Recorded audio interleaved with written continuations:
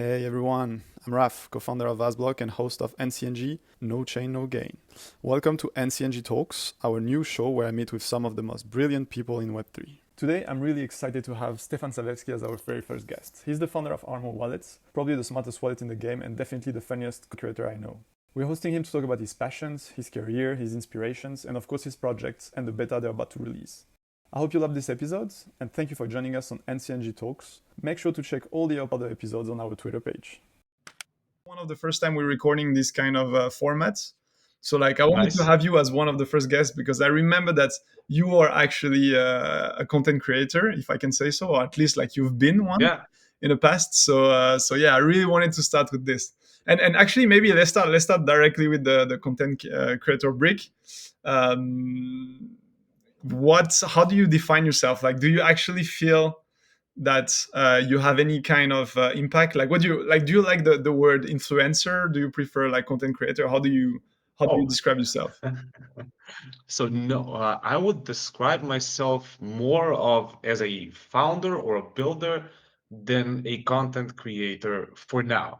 I do love content creating, don't get me wrong, but now in the past, like probably 6 months, way more of a builder. So the creation part is more of a side effect. It's like a byproduct of the thing that you're building. I can explain my content journey a bit before so you know what I'm talking about. So back in when the pandemic started, right? I was a YouTuber for a while. So back then I was freelancing. I was writing content for other people. I was a copywriter and a ghostwriter for brands like NordVPN, QGP Limited, ClickFunnels, and there was nothing to do. So I said, okay, since at nights, me and my couple of friends, we were playing a couple of games. I said, let's record these games and let's just post them online. Eventually, that streamlined into vlogs and just documenting what you do in life. Eventually, that part got totally deleted by YouTube because of some copyright infringement issues. One night, everything changed. Entire account got deleted. Damn. And after that, I just went out full builder founder mode. So just building, not documenting everything. And then a couple of months passed by, and some of my friends said, "Hey, what happened to all the videos? What are you doing now?" And I'm like, "Okay, so this is why creating content is important because you're documenting your journey. Other people know what you're doing, and even I know what I'm doing based on, okay, I did this in April, I did this in May, I did this in February. I kind of know what happened.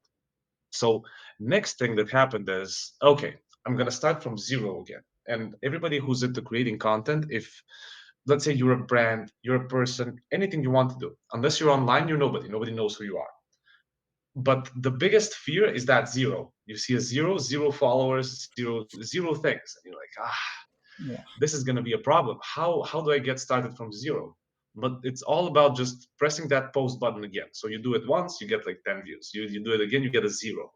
Again, and nobody likes the zero. Then you do it again, and slowly but surely, just by documenting my journey and things that were happening online, I kind of got a small audience. I got connected to some great creators, and so this is the fun thing because I was writing content for other people. I was writing long form content, articles, blogs, things like that. When I transitioned into content creating, nobody cared. I mean, I wrote a massively good piece about a deep dive about a project, and nobody cared, like 50 views. But then you write an eye-catching tweet and you get 1,000 views, and I'm like, so this is the thing. So you kind of see how you progress as somebody who can market things well, somebody who can talk well. That's when I started going on spaces a bit more. That's when you learn how to express yourself so that people want to listen. And all of those skills are super necessary when you're building something. So now that we're building armor, this helps a hell of a lot. So that's kind of my content creation journey. So I started off by talking about other projects, the things that I learned, then some things about armor, then it was just like some personal life updates. And you remember all those things when you create content. Sometimes you can't stabilize your thoughts, but when you put them in writing or in a video or into something, you're all good, man. You have it set in there. Set it and forget it, right? And you can come back to it and see, okay, this is what I did. I mean that's a very good motivation. Because the initial reason why I wanted to bring this out is um, I mean, I'm pretty sure you have the same impression as me, but most social media nowadays are very, very putting people in boxes. So you have like this kind of LinkedIn style content Yeah. creators. You have others that are on the other side, super YouTube, and then like like vloggers and stuff. And on your side, I find you very free in your way of creating. Like you do something that you don't really expect from a founder on Twitter, and yet it's still, I mean, it works. So Yeah. yeah, I'm also curious. Like, actually, who's your inspiration, if you have one?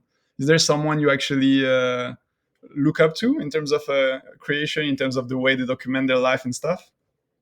In terms of content creation, I like a couple of people. Does it have to be Web3 related, or can it be No, like just genuine? yeah, in general. So I really love PewDiePie's approach to life and content creation in general. I don't know if you remember him, but he was pretty big back in 2012. You do, yeah. I'm old, Nice. man. Yeah, we're probably the same age. Oh, I So wish he started off. I wish I was. I'm way older than you. I know how old you are, so I know that you are a pretty young blood here. You saw my posts. My birthday was last week or a Exactly. week and a half ago. Yeah, happy birthday, by the way. Nice. Yeah. Thank you. Thank you. So back to PewDiePie, he started off as a gamer. So he was playing Minecraft, he was playing like Dark Souls, he was playing all sorts of games, like the scary games. I don't know what the one was that got him famous, but he progressed from video games to vlogs.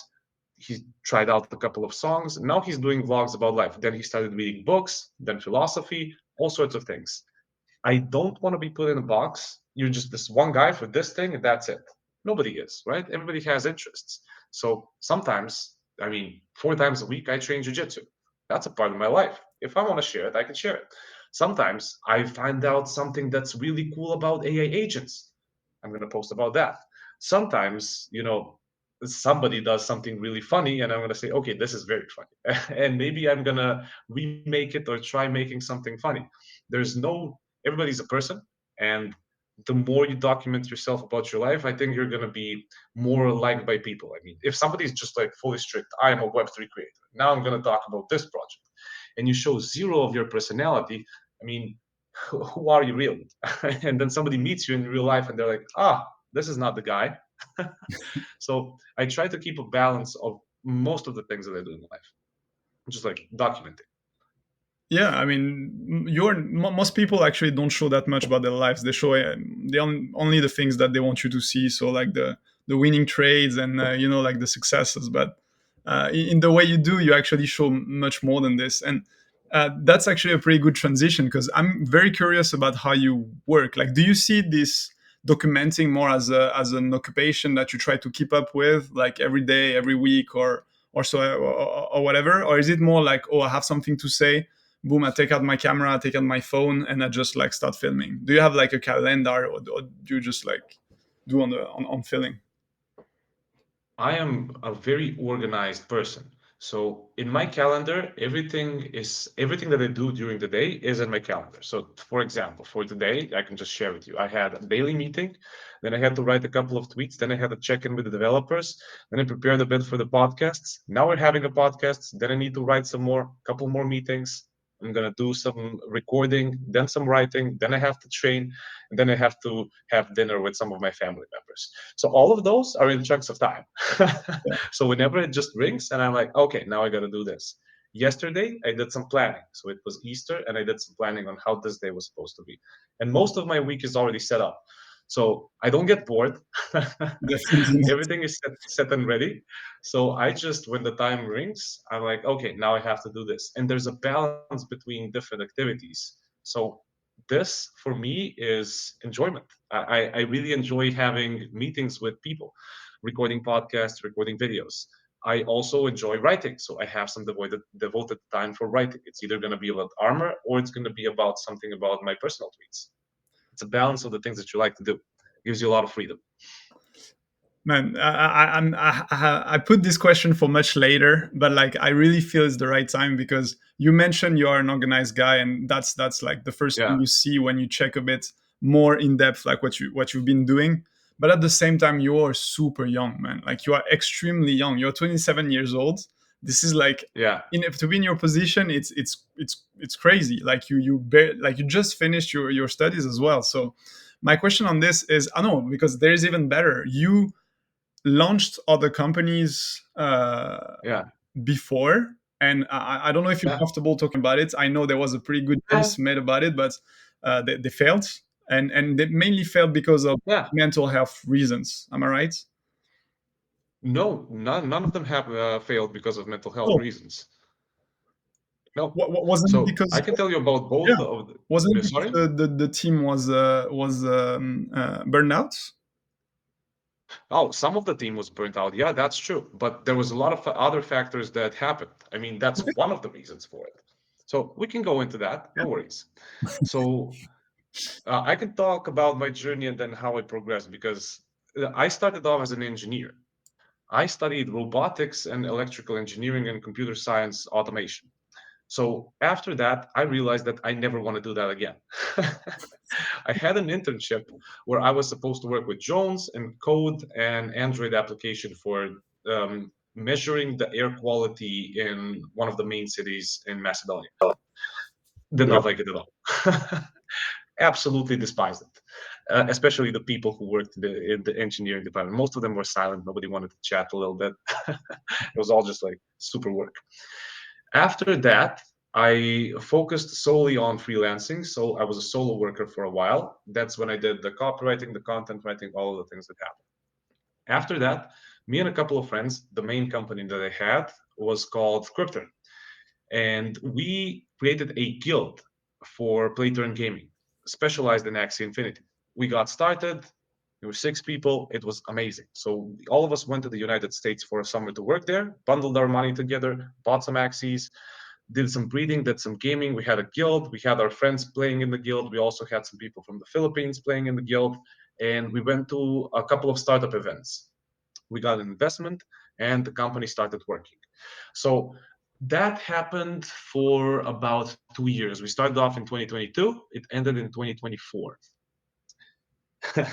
Most of the people were working 40-hour weeks plus 20 to 30 hours on the startup. So imagine having a full-time job and then plus 30 or 40 hours, plus having to balance a social life. And most of us, let's say I was 25, they were 26. They have girlfriends. They want to find new girlfriends. They want to go out. They want to party sometimes. I mean, same thing was with me. Eventually, after 2 years of doing close to 100-hour work weeks, not everybody's Elon Musk, right?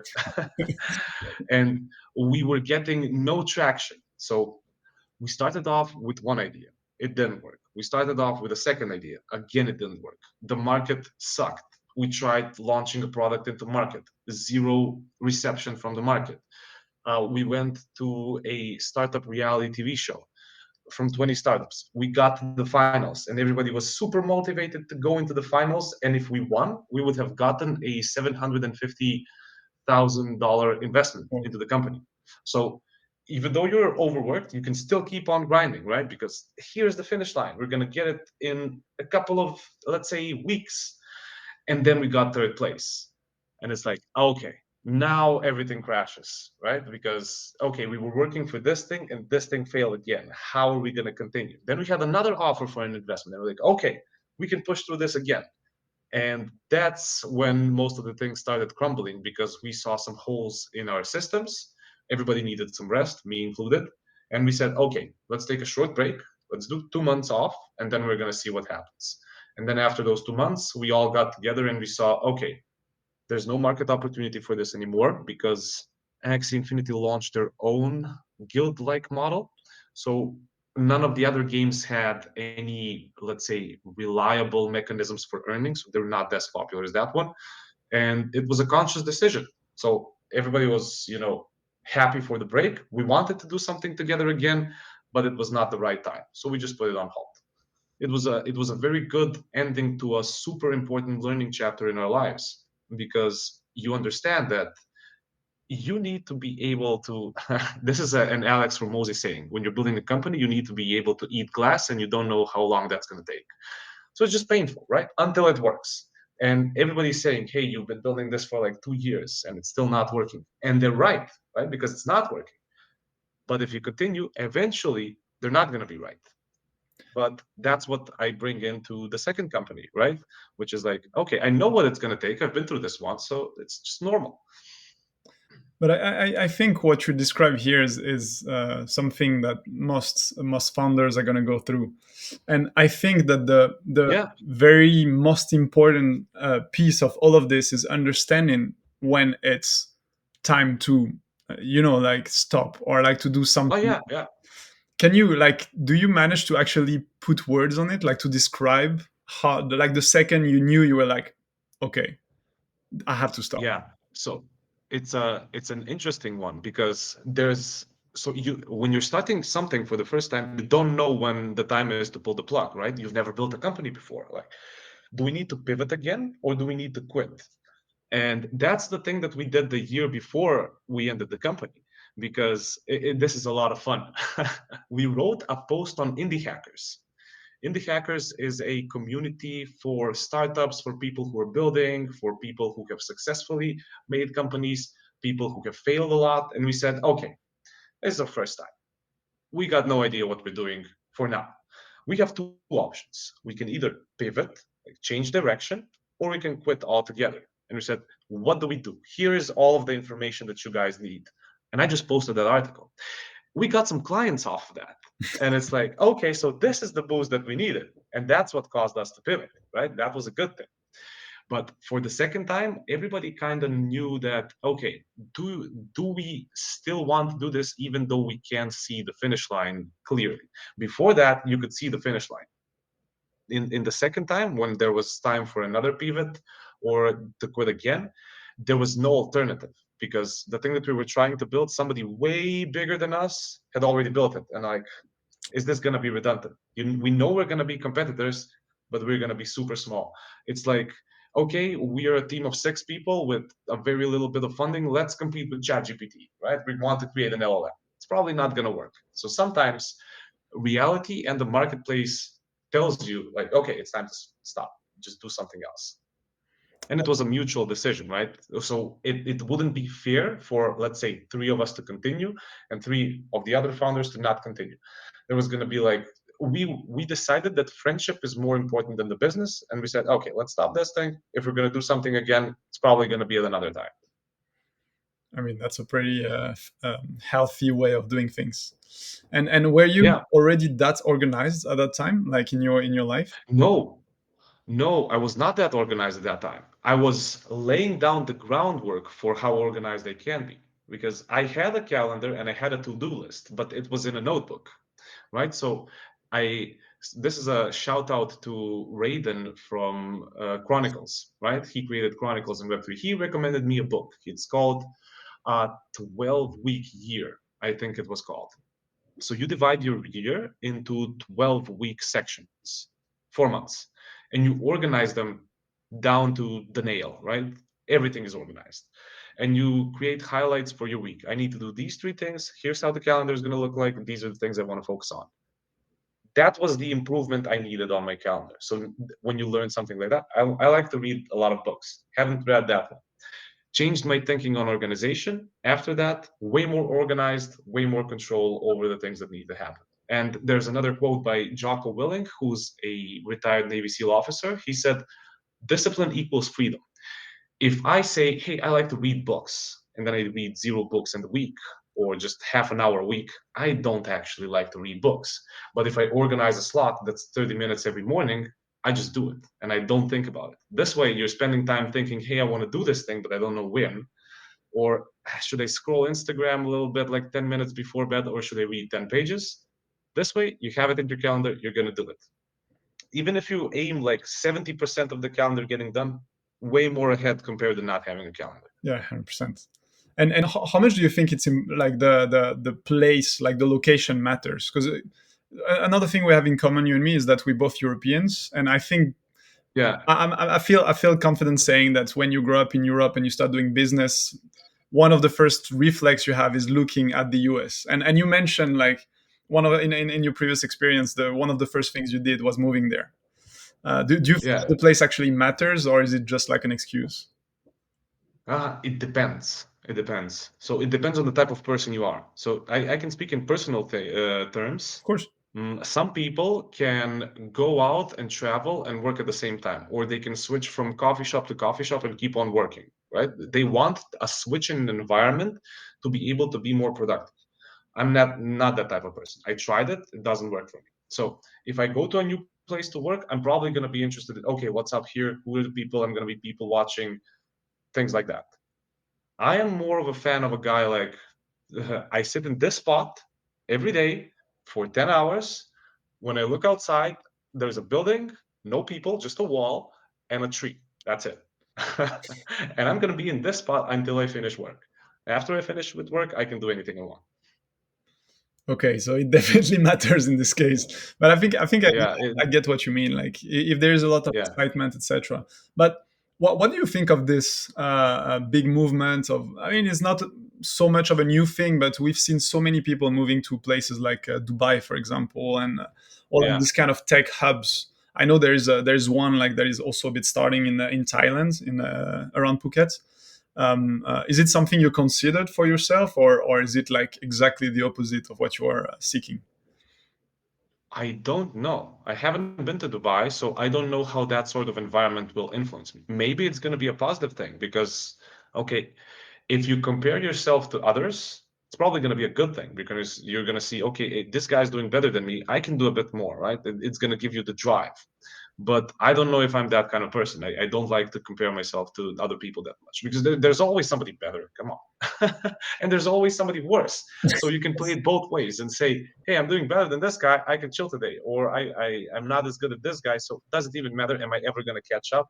Or am I going to boost myself and hype myself up to do it? So I don't know. I don't know. I haven't tried it. I've tried a couple of co-working spaces here in Macedonia and when I was traveling, and they don't do it for me. So I'm more of a guy, sit in front of the computer, complete the work. That's it. But at the same time, you seem to be a pretty social guy. So are you Oh yeah, that's true. if you move around like for events, is it something that, let's say, you already know you're not gonna deliver any groundwork, or do you still manage to get some shit done when you travel, or do you On events, don't travel? no, I think nobody does any work on events except networking. No. Networking is really important though. Yeah, yeah, yeah. That is really important. We can consider that work. If we consider networking work, you do a ton of work. And that's important in crypto because there's a lot of bad actors.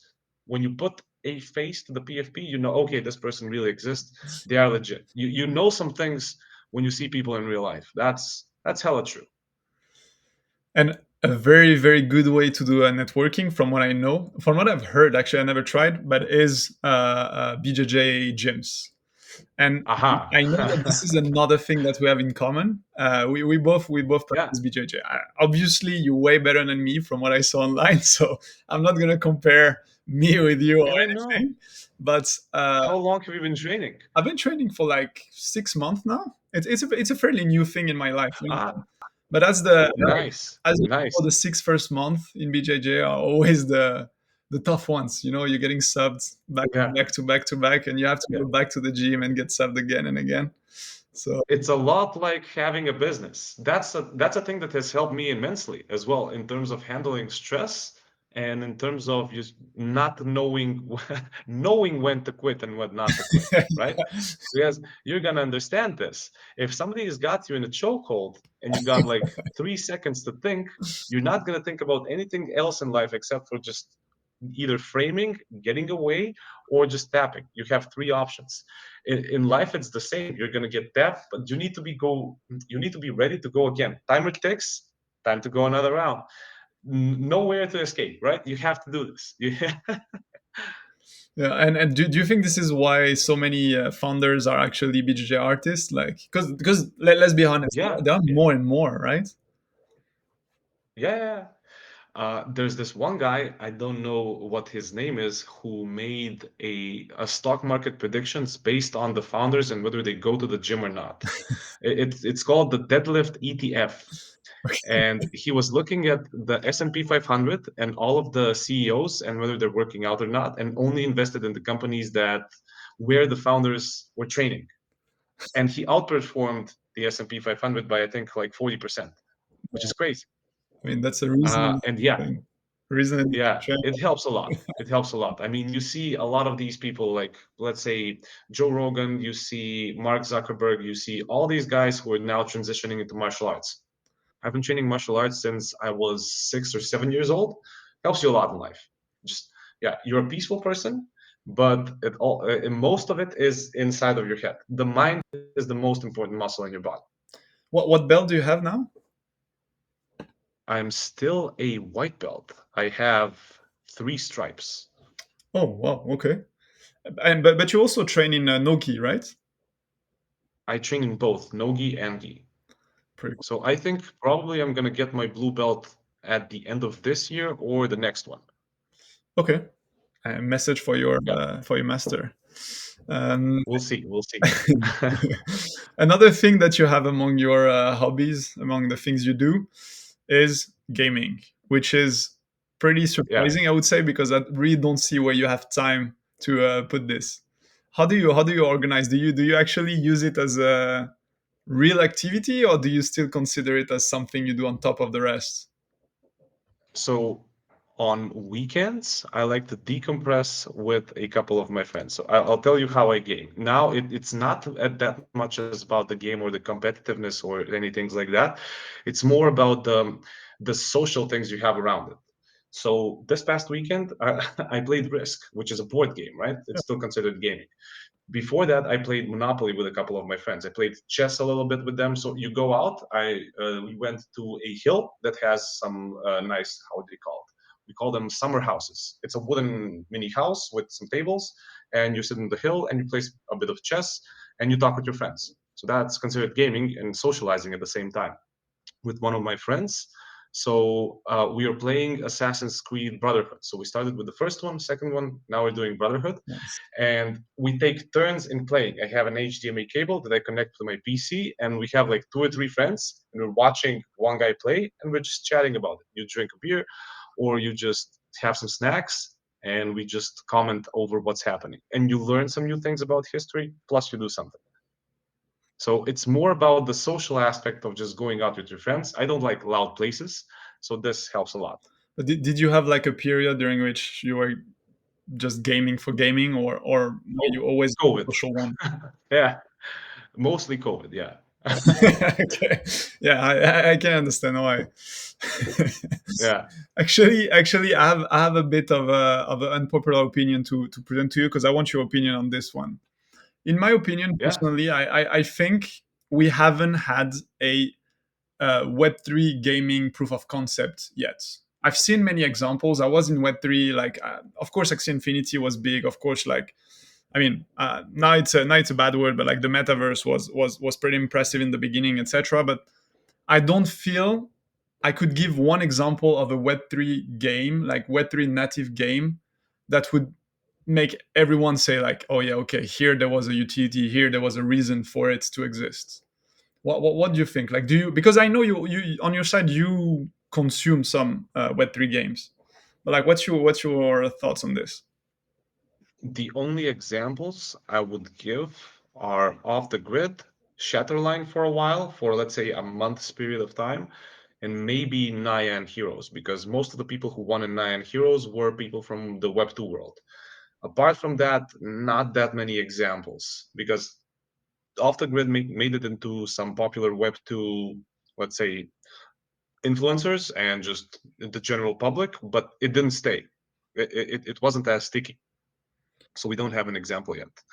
None, right? It's still it it's missing that one game that will make it popular, but that game hasn't come out yet. Or maybe it's come out, but it's not gotten super popular. Yeah, and what's missing? What do you think is missing?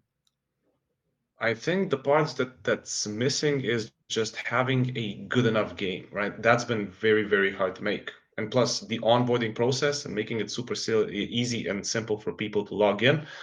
Most of the games that you see now things have changed, but it used to be you need to create a wallet, then you need to click some buttons, then you need to transfer some funds, then you need to connect it to a website. Now you need to open up a launcher. You can't find it on Steam, you can't find it on Epic Games.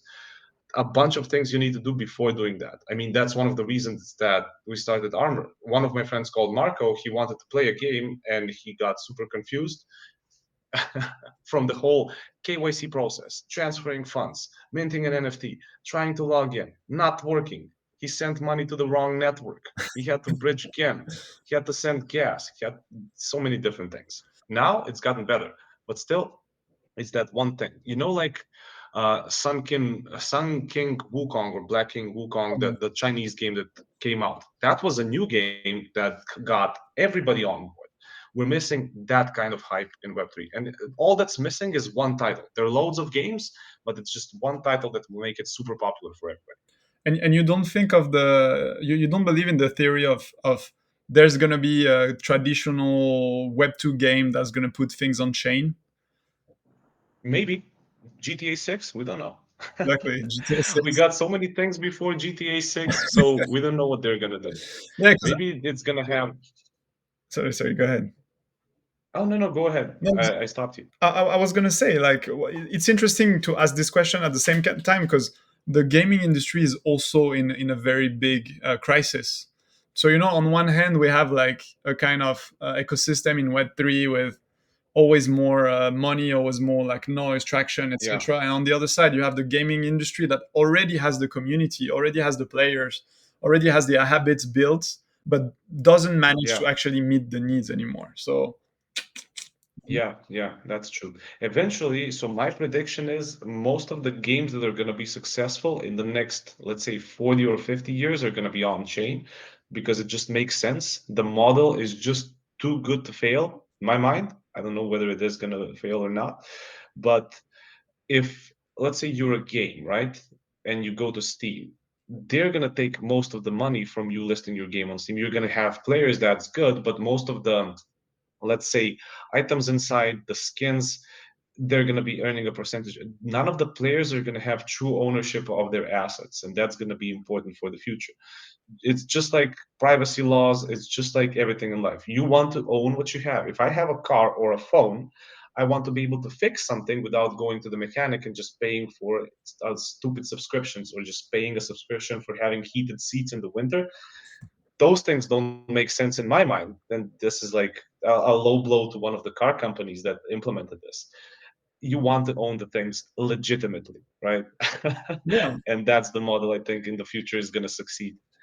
It still takes time. It still takes time. It's going to take time for sure, but it's true that the blockchain model, like the concept of blockchain seems way too good for this specific usage. Like when you think Yeah, about it, how much would people pay to get their own character from, as you said, Assassin's Creed 1 to Assassin's Creed 2 to Brotherhood, etc., yeah, to Black Sail? Like you keep the same avatar and you can like just keep gearing it up, etc. yeah. Like, I mean, yeah, there's definitely room Absolutely. for I totally agree with that. Plus, the whole concept of metaverse, so much money has been put into that, and now we're having Meta with those sunglasses. Are they sunglasses or just regular glasses? Investing into AR. It's a dystopia. It's a bit dystopian, but it's gonna be there. It's definitely gonna be there. I mean, the future of work and everything is gonna be probably on chain. probably on chain. Yeah, definitely. Um, Speaking of which, I think that there's a very cool thing that you started doing a few days ago, maybe weeks ago, that I watched, which is vibe trading. I don't know if it's because I'm literally living under a rock, but I didn't know, right? But I saw the name, I was like, "Ooh, that looks interesting," and I watched it, and I swear it was like watching Kai Cenat, like it was really the codes of what's working right now. It's like very simple, smooth. You just like put it and you just like have a good time. Like, can you explain it to us? Like, is it something that you took from somewhere else, or is it something that you purely created? So I have to give a shout out to Nate, who's the CTO of Armor, who invented the term. I think he invented the term Love first. it. So vibe trading is a derivative of vibe coding. So in order to explain what vibe trading is, let's go back to vibe coding. So in order to be a programmer, you have to learn programming languages. You have to know how to debug. You have to know like a lot of combinations. It's complicated stuff. But with the power of AI and AI, how do you say them? Coding assistants like Cursor, Klein, and a couple of others, people with no technical knowledge can just sit down, write a couple of prompts into the AI and say, hey, I want to make a website where in a rectangle, a couple of colorful boxes or just balls bounce each other and they go change color every time they hit each other. And the AI assistant will code it for you. No need for you to know HTML, Python, JavaScript, CSS, nothing.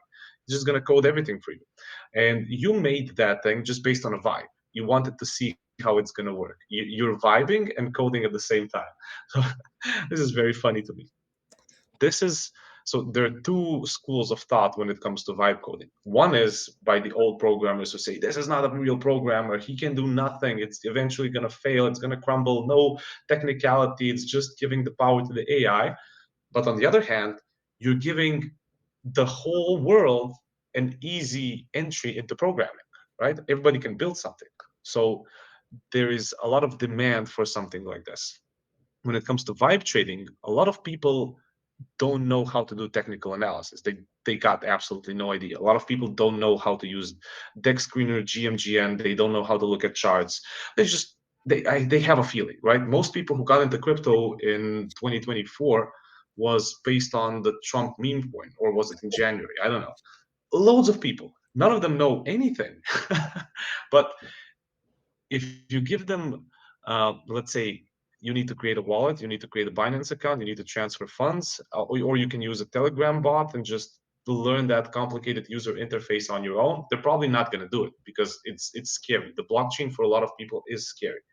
But when you have a tool like Armor, you can say, I want to buy Bitcoin every week for $100, and it's going to do it for you. And you can say, sell it when it goes double, and it's going to do it for you. Or let's say you're an experienced trader and you want to go to bed. You say, okay, give me the top coins on Solana based on volume in the last hour, and it's going to give you the top three, and it's going to give you suggestion based on what has happened in the previous last couple of days. This is a risky play. This is a medium risky play. You can expect this. Set the limit orders here and stop losses here. And you're going to say, I feel medium risky today. Do this one. And the AI is kind of trading for you. So when it comes to vibe trading, that's what I did. I said, okay, I'm not going to open up anything. I'm just going to give the AI a bit of information of what I do, what I want to do, some risky plays, medium risky plays, let it take the reins, and I'm just there to confirm a couple of things. This was just a demonstration of what Armor can do. And what was the results? Because I know this was very interesting as well. On the live stream, so on the live stream, I lost 0.01 SOL, but because the entire market was tanking at that day. In general, I am up 300% from my last trading session that I did last week. So I have another trading session probably on Wednesday, and we're gonna see how that goes. This is crazy. This is so cool. And I remember It was great. last time we had this type of conversation. You mentioned that the vision with Armor was to make the easiest tool possible for everyone to basically be trading. And I feel this is going in that direction. But I feel it also opens up another question, which is, and that's something you actually tackled also in one of your videos, I think. It's basically right now, or if not now, in a few maybe years or even months, we will not be trading against each other, against other people. There's no peer-to-peer anymore. We'll be trading against other models, against other AIs, against other automation trading bots, etc. What happens when we get to this point, when everyone has their optimization already set up and is basically trading with the help of a machine? What happens? Who wins? Who wins is going to be an interesting question, and I think I have the answer. So let me go into it a little bit. Yes. So I was out to dinner with one of my friends who's a PhD student in economics in France. I don't remember the university, but he is a very smart guy. And we were talking specifically about crypto.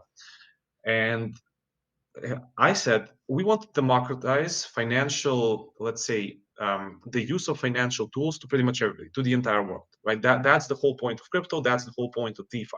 We want to give people the same access to tools as the brokers on Wall Street, like people who have trading desks, companies, hedge funds, all those guys who have insights, who have information. Just give it to everybody at their fingertips. And he said that's not a smart thing to do. And I said, why? So traditional finance thinks that you need to have a special education before you can access financial tools, which to me it makes zero sense because I'm a person with money. I can spend my money however I want. right? So if I want to put money into a liquidity pool, I can do it. And he said, that's not smart because they've had a bit of research and most of the people who invested in liquidity pools lost money. But I got the knowledge. The next time I'm going to do it, I'm going to make money. So that was a one-time study, and he referenced that one-time study. Most people who do it now, they're either using bots and they're using arbitrage and they're making money, right? And they're making money on fees whenever a new coin launches. Next thing is people who are into finance have access to very, very expensive tools who can do trading analysis, who can do all sorts of things. What if we give access to the same tools to everybody? We're going to find out who's a natural and who's not. Some people, you've probably seen a couple of gifted people. I've seen them when I was studying in college. Some people just understood calculus without learning about it. They saw electrical currents moving on a chalkboard. Well, I had to learn a lot of things. They were just naturals. There are some people who are naturals in trading. So what if a 15-year-old girl who's living in Korea can have access to the same trading tools as a person on Wall Street? Maybe she's going to be better. She can start off with a lot less liquidity, but we can see who the real naturals are. My guess is, and my prediction is, when it comes to giving everybody access to AI, it's going to be the people who are the most gifted at using AI tools. It's not going to be the battle of the AIs. It's going to be who is the best at using a specific AI. Just like now, who's better at using a tool? He's going to be better. Same thing is going to be when it comes to AIs. Of course, there's the argument for speed, more knowledge, data, all those characteristics. Another thing is going to be the human factor. AI by itself, probably not going to be the main thing. It's probably going to be the people using it. So full circle, once the machine is everywhere, it gets back to who's the human behind, right? Like, Yeah, definitely. so Definitely. I mean, uh, you and me both have access to ChatGPT, but you might be better at prompting and you're going to get way cooler images than me. And yeah, I mean, if I'm not that good at explaining or I don't know that much of the things or I don't know how to use ChatGPT, you're always going to beat me in terms of, let's say, graphical art contests. you couldn't give me a better transition, because there was one thing I wanted to ask you, and something I love to do, which is, once I build this kind of discussions, I always input Yeah? everything into ChatGPT, and I'm asking, okay, give me a five-liner on this person, and the five-liner Yeah. for you was, and I mean, obviously, it's pretty good because there is a bit of data inputted, but I'm gonna read you what I had from my ChatGPT, and you tell me what you think. Let's go. At Let's go. at 27, our guest is a unique force in Web3, part content creator, part developer, and founder of Armor. Known for his authentic presence on TikTok, Twitter, and Spaces, he coined vibe trading and blends culture with crypto insights. A gamer, JJ practitioner, he brings sharp intuition to both tech and life. With Armor entering beta, powered by a proprietary AI layer, he's building tools that go beyond hype, focused on real security, smarter systems, and a more resilient Web3. How many bullshits did I say? How many accurate things did I say? I think it's pretty accurate. Close to 90%. Okay. Close to 90%. Let's do it. I don't have a TikTok. I mean, I have a TikTok, but I'm not a TikToker. That's the only thing you got wrong. Oh, that was the only part. Okay, now let's talk a bit more about Armor wallets. I Yeah, know there's a pretty big thing happening soon. I'm not sure how much you can tell us yeah, about it, of course, but so really just say what you're comfortable sharing. But the MVP, the MVP is live, but the beta is arriving, right? yeah, yeah. In like, to be very specific, what are people gonna get? The whitelisted, is it a whitelist? No, it's a pre, yeah, it's a whitelist, no? No, it's not a whitelist. Oh, So, okay, let me explain everything and then I'm going to say how people can use it and what they can do with it. sure. So, Armor is an AI-powered crypto wallet and a crypto assistant. So, you can think of it like ChatGPT combined with MetaMask, combined with your favorite trading bot anywhere, right? So, you can talk to Armor with prompts, and with the power of AI agents, it can go out and execute transactions for you. So let's say you want to buy a coin. You can just say swap Solana for this coin. and it's going to do it for you. You can say, hey, set up a DCA to buy Pepe for the next 10 days, use 1 Solana to do it, DCA every hour at this time, right? It's going to do that for you. Currently, the thing that's live, it's called an MCP. It's a tool that developers can use to give all of Armor's functionalities and capabilities and features to their custom-made AI agents. So people can use our technology and equip their AI agents with wallet management, doing swaps, limit orders, DCA, token analysis, staking, and so much more. We're adding new tools every week. Just this past week, I think we added 5 new tools or 6, something close to that number. So this week, it's probably going to be even more than that based on what's going to happen. So with an MCP, people can connect an LLM to Armor's API, and they're going to have all of the functionalities. For users, we're going to have a user-facing version probably in the next 2 or 3 weeks.